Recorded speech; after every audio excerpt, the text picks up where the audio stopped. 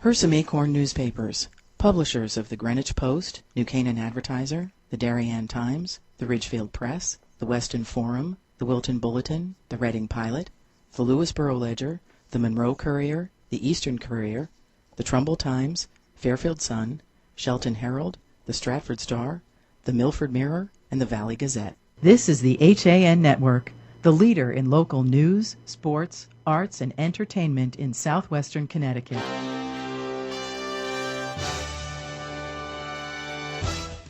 This is your coffee break on the HAN Network. It's Wednesday, August 26th, and this is your coffee break on the HAN Network. Live from our Shelton studios, along with Rob Adams and Eric Gendron and AJ Simonowski, I'm Josh Fisher. Kate Czaplinski is off this morning. We have a packed half hour of your latest southwestern Connecticut news to update you on before the HAN Network hits the road for 5 days of touring all 17 FCX schools. We'll have more on that and the HAN Network's big announcement yesterday about our deal with the FCX to broadcast dozens of high school games this fall later in the show. But along with that, we have a vandalizer who couldn't spell, a terrible crash on a Reading back road, and a fire chief who donated his kidney yesterday. In a little bit, we'll take a look at this beautiful day we have outside with Rob Adams. But first, let's take a look at the Department of Motor Vehicles, where facilities in Stamford, Milford, Derby, and Middletown were shut down yesterday from giving out driver's license because of the long lines. According to the DMV, the suspension allowed staff at the 4 part-time centers to be reassigned to help reduce long wait times at other DMV offices throughout the state, as the department deals with a changeover in its computer system. A DMV announcement said the suspension would be temporary and that photo license centers would reopen when the long lines at the other DMV offices subsided. Those long lines, officials have said, could last for another 3 weeks to 2.5 months. We know it's an inconvenience for those people who have used them 2 days a week, but the staff is needed to help in our other offices where the customer volume is substantially higher. That was a statement released yesterday by Andres Ayala, the DMV commissioner for the state. In New Hampshire on Tuesday, where Governor Malloy was stumping for Hillary Clinton's presidential campaign, he thanked Ayala for the long hours put in by his staff and said he could understand why some DMV customers might feel more comfortable handling their transaction in person. This is a generational thing, the governor said on the phone. I know how hard you guys are working, he told the Hearst, Connecticut media. The DMV is encouraging customers who want a duplicate or renewal of a license or ID card to go to AAA offices in the state. Customers seeking registration renewals and duplicates or returning or canceling a license plate can do so online at ct.gov/DMV. The DMV said the long lines are due to employees getting used to a new system after the office upgraded a more than 40-year-old one. The department said that last week more than 5,000 customers could have avoided long wait times and took care of their issue online. Moving down to Stamford, police arrested a Stamford woman for vandalism this week, but did not issue a charge for misspelling. The young woman, police believe, was seeking revenge on her ex-boyfriend and a former female friend over suspicions they were hooking up. But she apparently misspelled whore in key marks on her ex-friend's car, police said. Someone keyed the cars and punctured the tires of the ex-boyfriend and ex-friend of 20-year-old Shannon Sapella early in the morning on August 7th, police said. She is the suspected culprit, according to police. W-O-R-E was scratched into her female friend's car, and police presume the H was missing after the W, which gave police a hint at the possible motive. Sapella sent a text message of harassing nature to her ex, admitting to him that she vandalized the cars at one point, police said. She denied keying the cars, though, and puncturing the tires when called into police department for questioning, Stamford police said yesterday. But after meeting with police, she then Snapchatted a photo of the police department with the message, "Stamford police have nothing on me." So the picture disappeared after a matter of seconds on the social media site, but someone who received her message told police about it. And this is a quote. Unbeknownst to her, we did have enough, and we obtained 2 arrest warrants from a judge and took her into custody at her home. That was Stanford Police Lieutenant Diedrich Hohn it's what he told the advocate. Stanford Police charged Sapella with 2 counts of first-degree criminal mischief. She is not allowed to have contact with her ex-boyfriend or former friend while the case is ongoing. In the backwoods of Reading yesterday, around 11:30 at night, Reading police responded to a Poverty Hollow Road crash just south of Meeker Hill.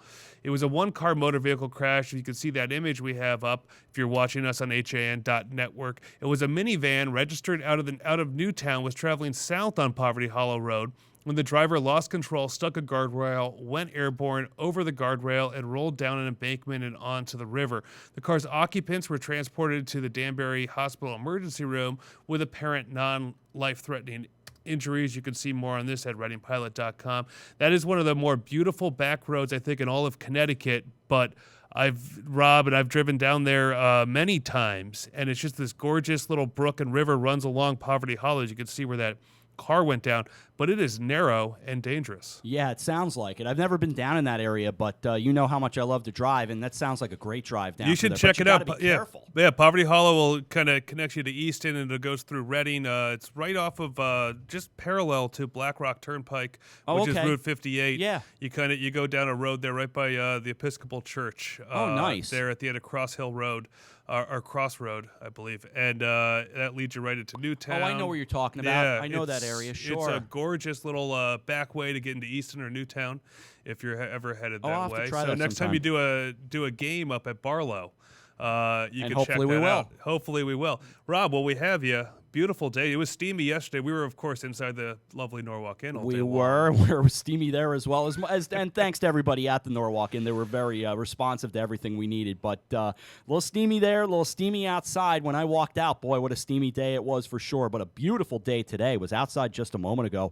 Sunny, high in the low 80s with a northwest wind around 10. Gusts up to 20 late this morning. But it's a cool feeling out there. Even if it is in the low 80s, it's just a very cool feel.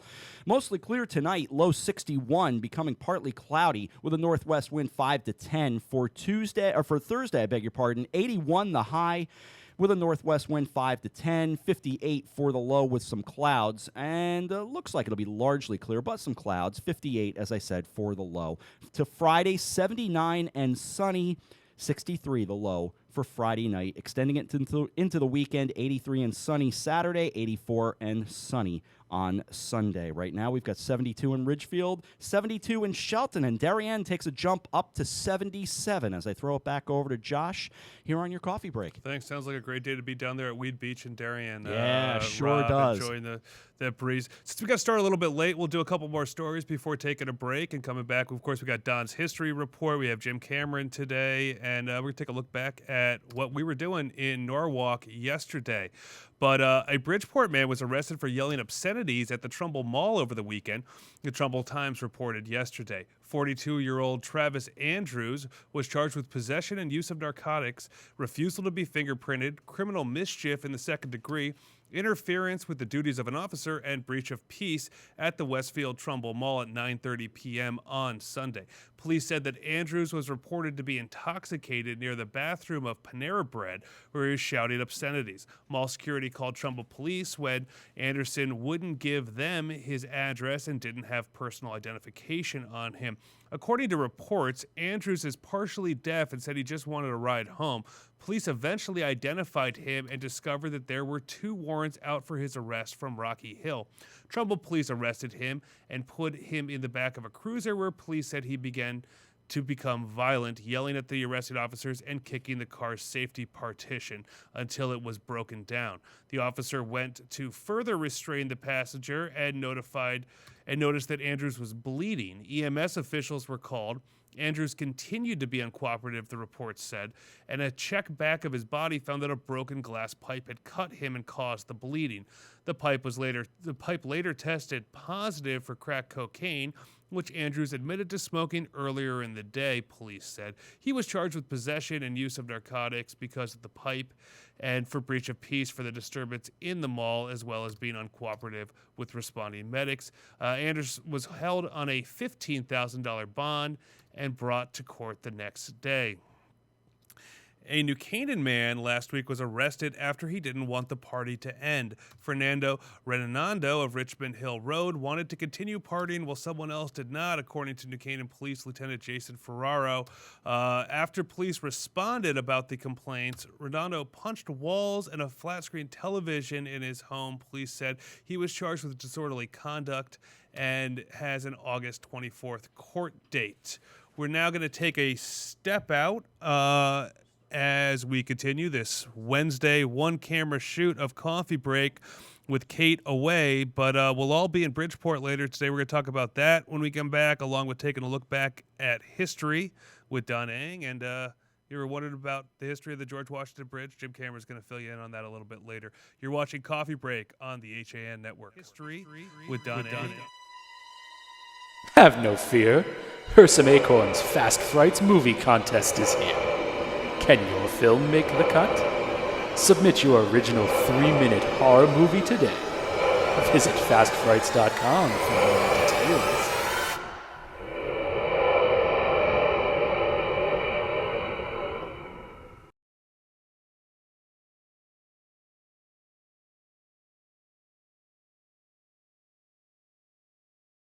Gives you direct access to orthopedic care quickly. Their physicians are fellowship trained in sports medicine at world-class universities and are also team doctors for area football teams. For specialized personal care of sports injuries, go to Coastal Ortho Express, open Monday through Saturday in the iPark building, 761 Main Avenue in Norwalk, or coastalorthoexpress.com. Coastal Orthopedics, keeping you on the move. A variety of food trucks, hands-on activities, live music, a different theme every night, plus top women's tennis. It's the 2015 Connecticut Open presented by United Technologies.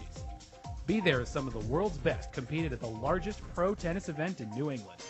And catch famous players John McEnroe, James Blake, and more in the men's Legends event presented by PowerShares Series. It all adds up to one legendary week, August 21st through the 29th at the Connecticut Tennis Center in New Haven. Get your tickets at ctopen.org. Enjoy an autumn afternoon in the garden at the Garden House at Keeler Tavern Museum, 132 Main Street, Ridgefield, for Sweets and Sips, Sunday, September 20th from 1 to 4 p.m. Relax in our beautiful garden setting and enjoy classical music as you sample items from local bakeries, chocolatiers, sweet shops, and restaurants. Wine tasting provided by the area's best liquor stores, wine vendors, and local wineries. Sweets and Sips, presented by Hersom Acorn. Join us for a sweet time. For more information and to purchase tickets, please visit hersomacorn.events/sweets and sips. You're watching and listening to the HAN Network. Welcome back to Coffee Break on the HAN Network. It's Wednesday, August 26th, and let's take a look back at what else happened on this day with Donald Eng. It was a market analysis disaster and a product flop that has redefined how we talk about failures, and it started on this day 60 years ago. But first, we go to 55 BC. Britain invaded by Roman forces under Julius Caesar. In the course of his Gallic Wars, Caesar invaded Britain twice in 55 and 54 BC. The first invasion in late summer may have been intended as a reconnaissance expedition more than a full-scale invasion, but if it was an invasion, it was unsuccessful. It gained the Romans little besides a beachhead on the coast of Kent. 1346, the 100 Years' War. The military supremacy of the English longbow over the French crossbow and armored knights is firmly established at the Battle of Crécy, as a force of 9,000 English archers and pikemen decisively defeated 30,000 armored mounted French knights. 1939, the first televised Major League Baseball games were shown. The event was a doubleheader between the Cincinnati Reds and the Brooklyn Dodgers. The teams split the twin bill, with Cincinnati winning the first 5-2 and Brooklyn taking the nightcap 6-1. 1959, the British Motor Corporation introduces the Morris Mini Minor. Designed by Alex Isaganis, it was only 10 feet long, but seated 4 passengers. The Mini would remain in production for 41 years, which is more than can be said of this next vehicle. 1957 saw this.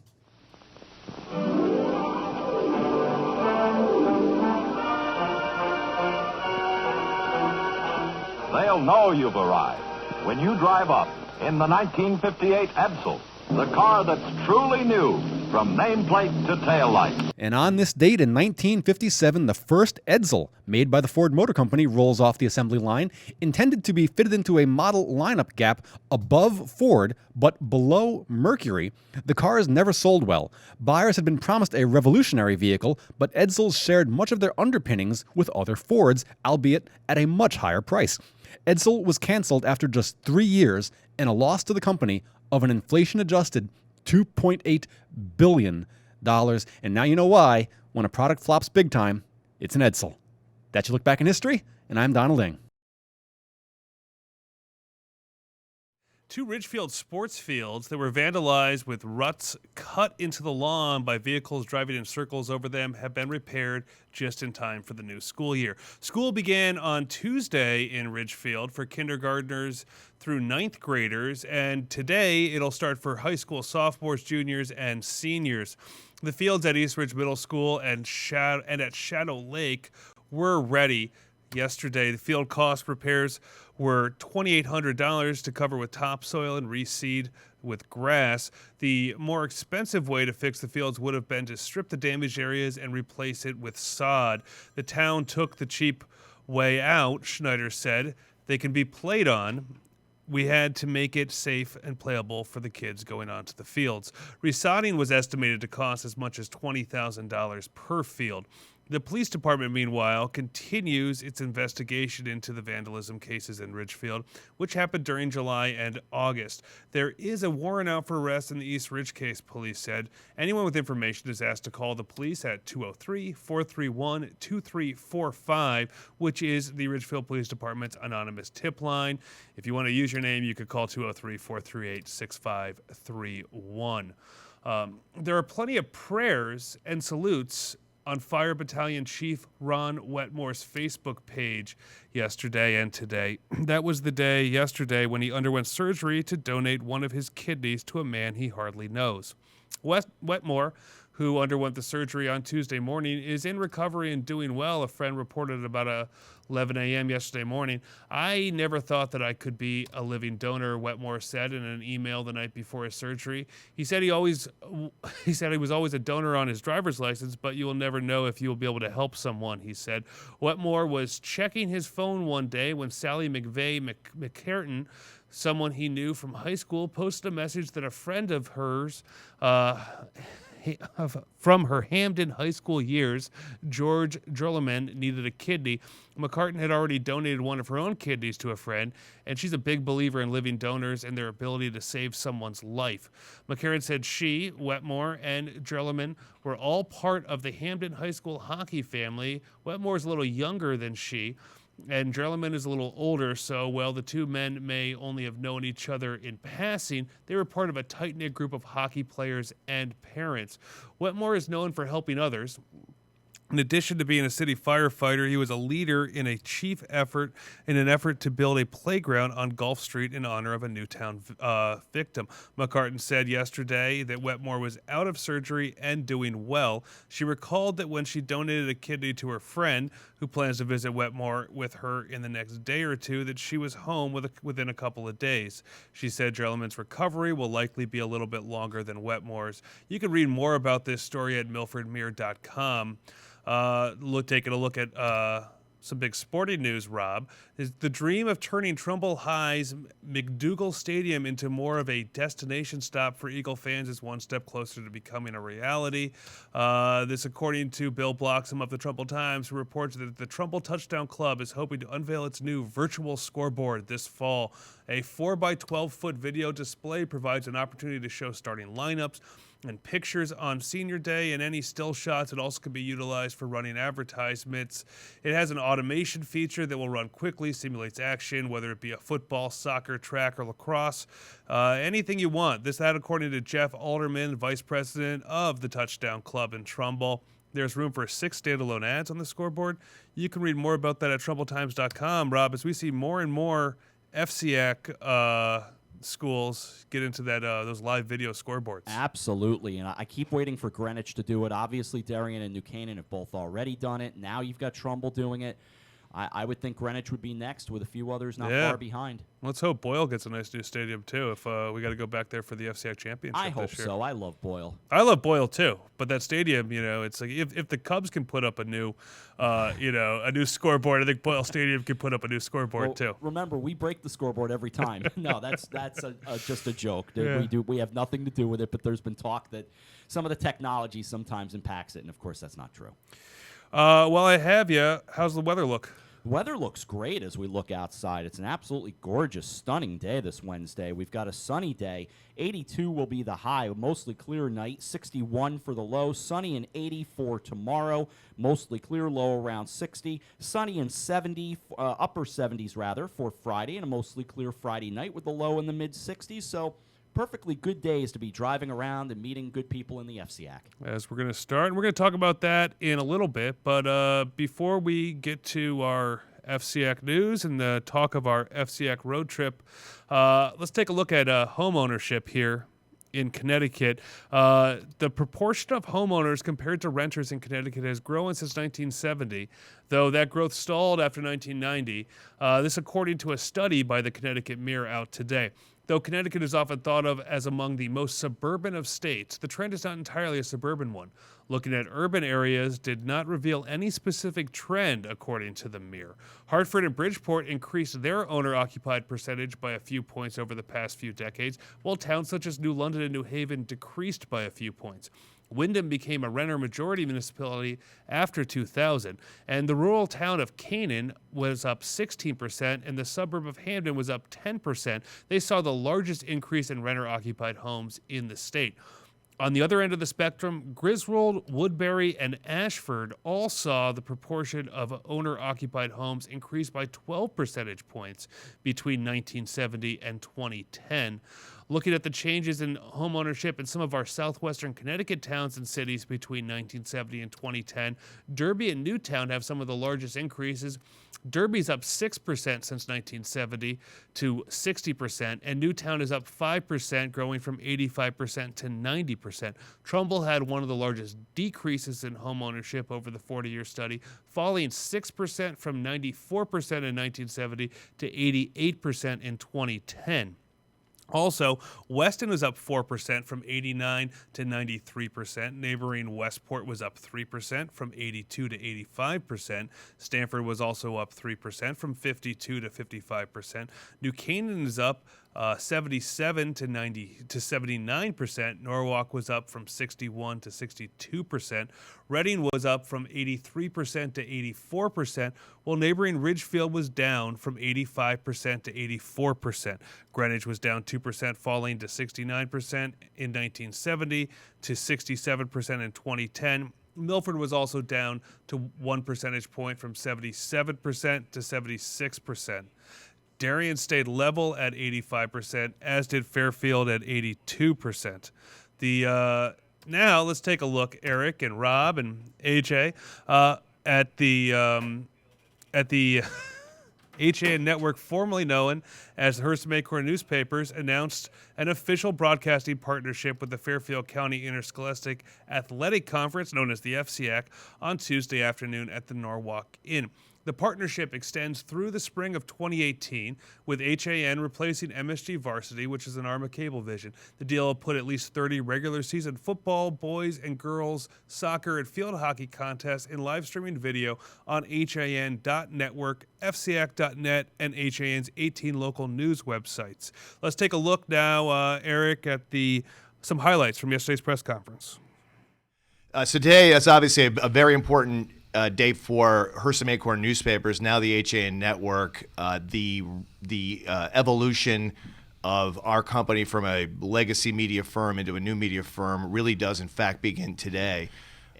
Obviously, we sent out a press release today, and the FCAC is arguably the premier conference in the state, in my humble opinion.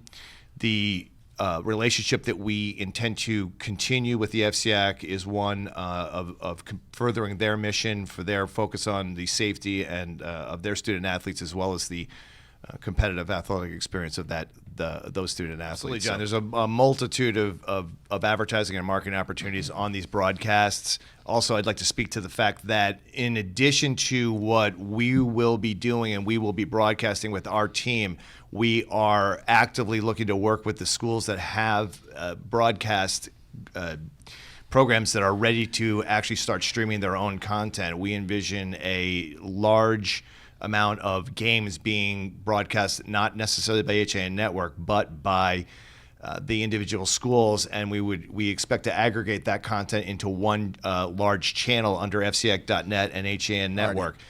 In the future, maybe not this year and maybe not next year, but in the near future, we could have as many as 300 games being televised in our league. Per season. Per season, yes. So that's 900 games a year.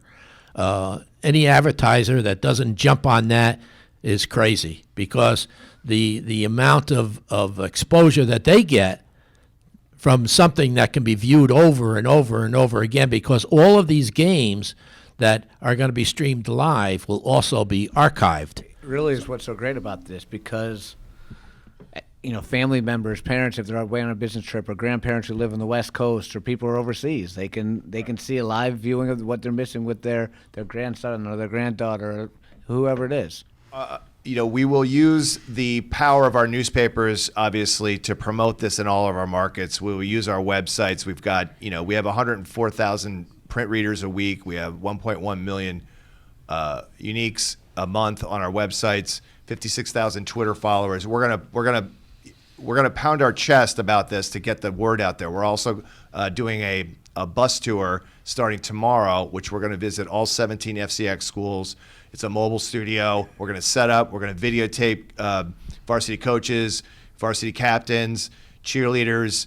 Hopefully some mascots will show up. We'll get some video of those guys and ladies. And we have handouts, as you can see, to get the word out there. But we're not going to be shy about making sure folks know that this content is available to them and how to find it easily and hopefully enjoy it, obviously. So if and when there is news, we will not back off of our obligation to cover the news as we would anything else. On our news side, it will not be reported on FCAC.net. If there is news about the FCAC, pleasant or unpleasant, actually unpleasant, it would be handled through our news departments. We have a highly competent news department. We have a highly competent news director in John Kovach.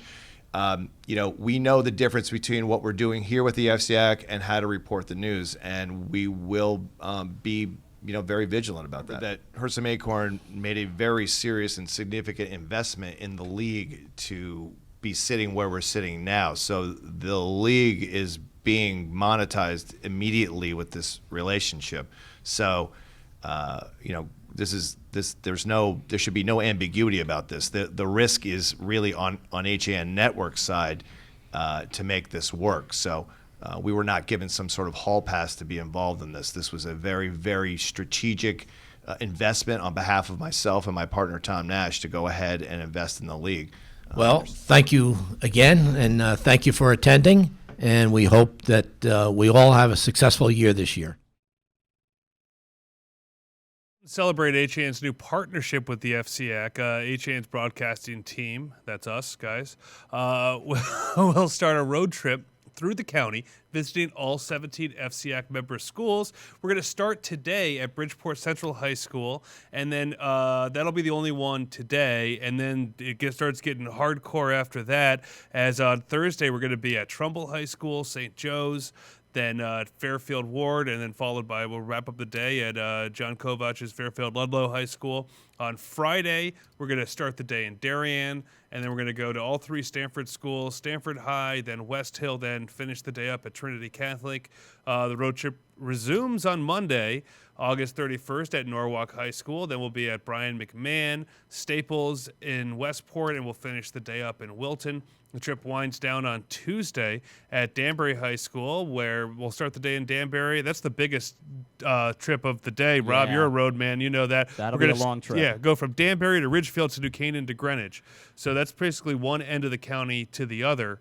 But we had to save that long trip for the end. We had to figure out some way to get to those, and those are all great schools, and they're all 17 of them are terrific schools. I'm excited to see who we talk to. Yeah, it's going to be great. We're going to, as you may have heard Marty say during that the highlights from yesterday's press conference, we're going to be interviewing players, coaches, cheerleaders, and more.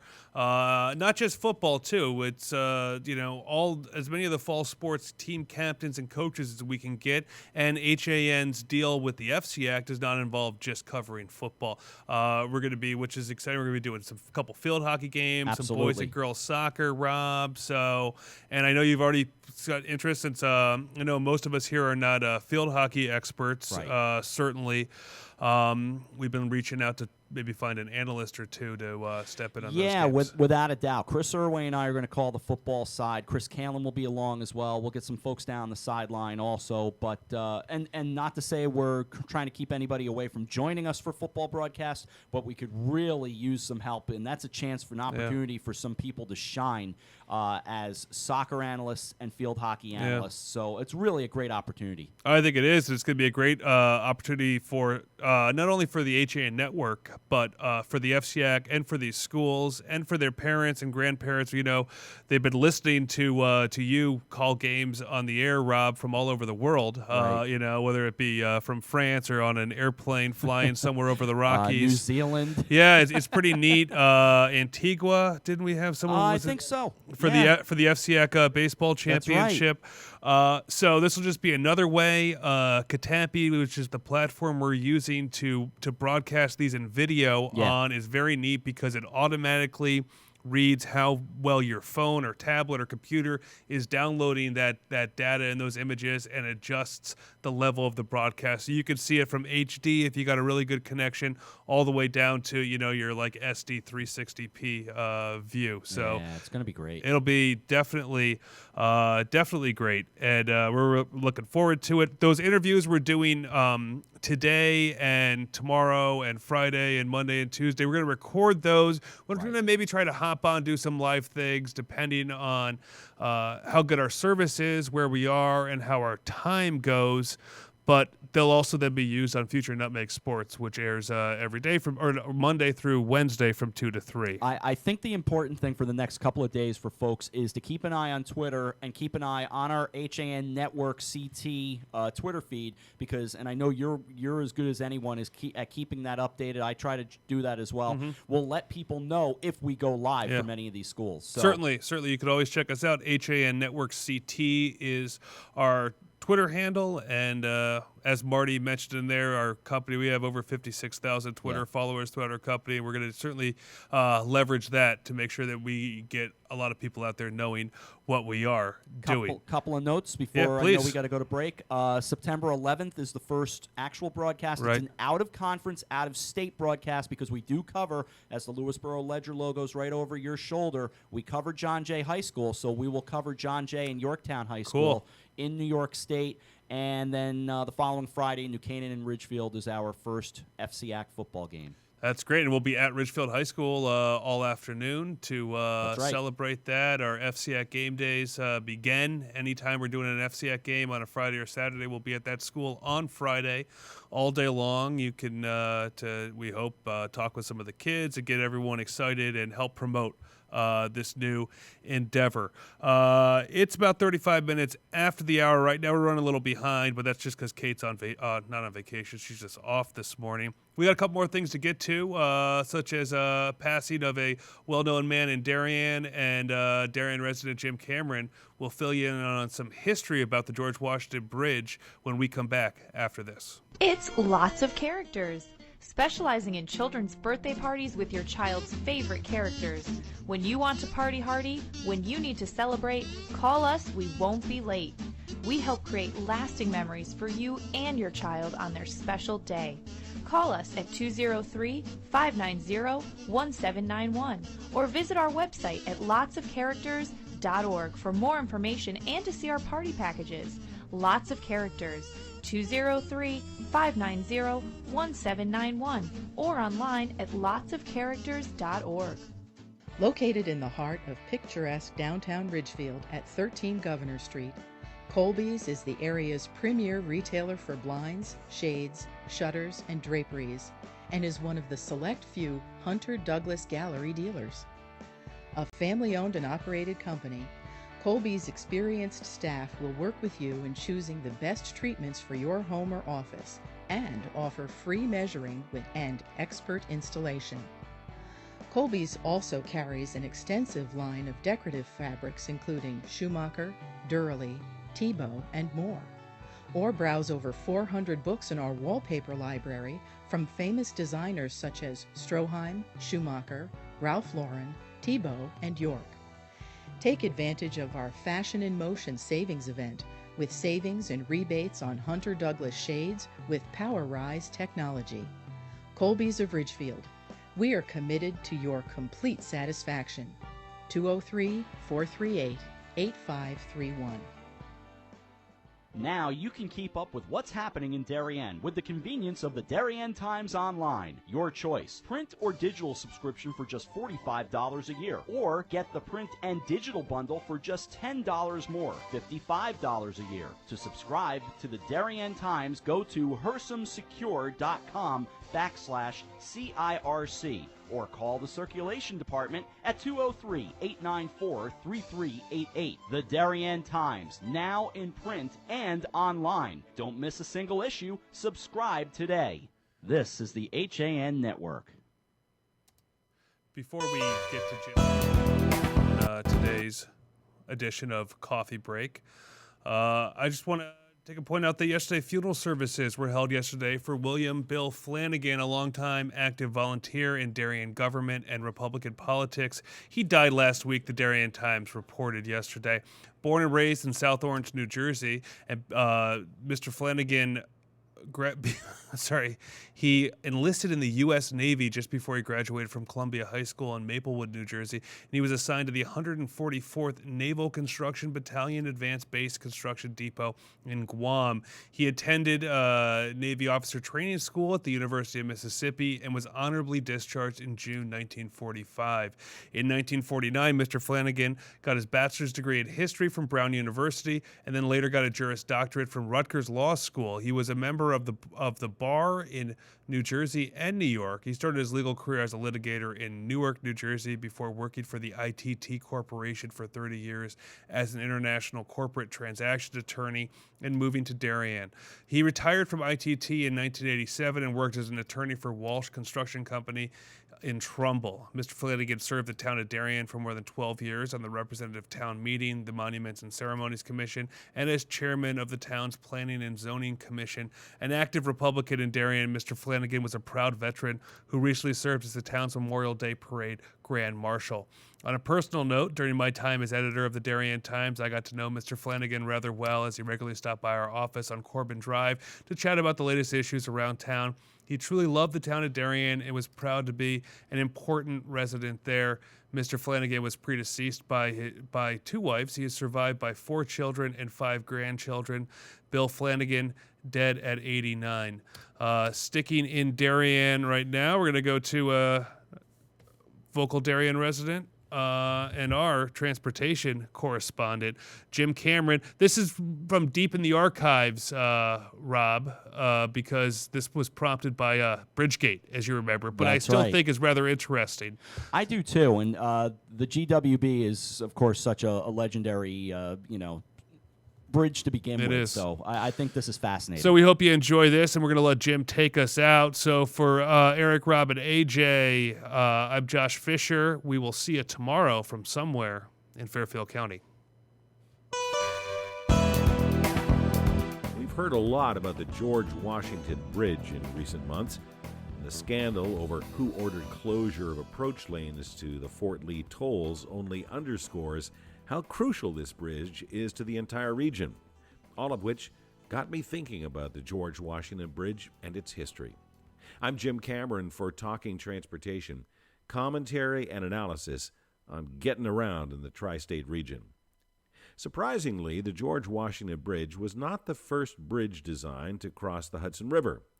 As early as 1885, there were discussions of building a suspension bridge to bring the Pennsylvania Railroad into Manhattan at about 23rd Street.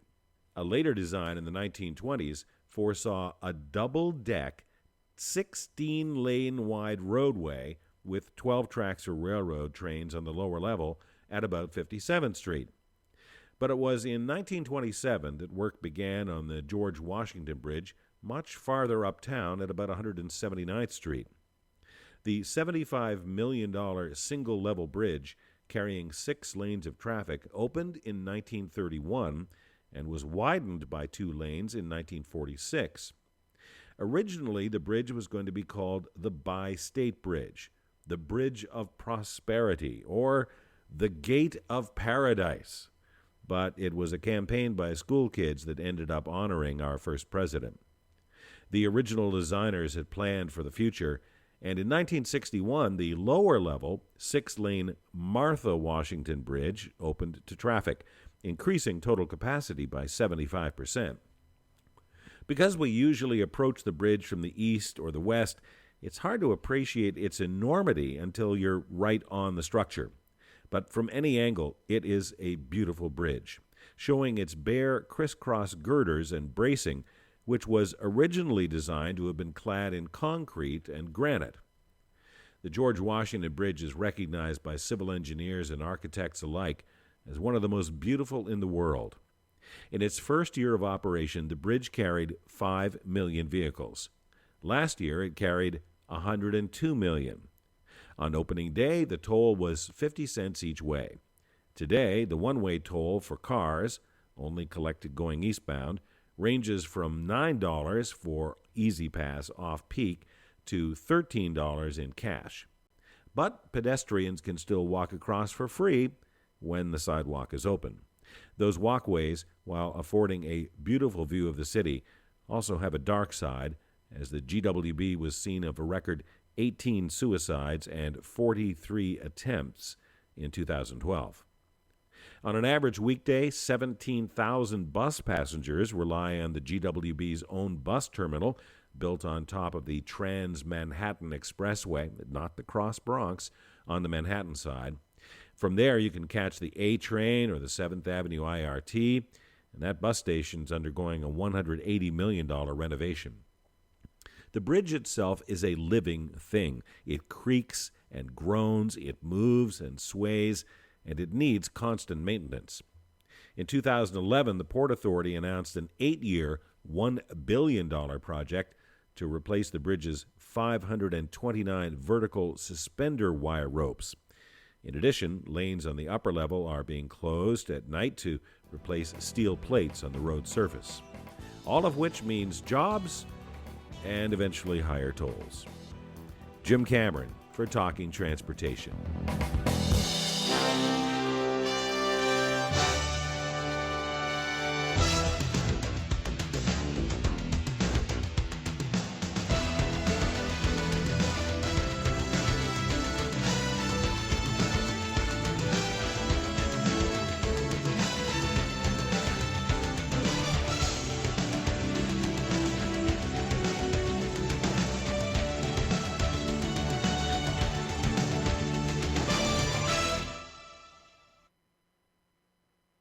This is the HAN Network, the leader for local news, sports, arts, and entertainment in southwestern Connecticut and beyond.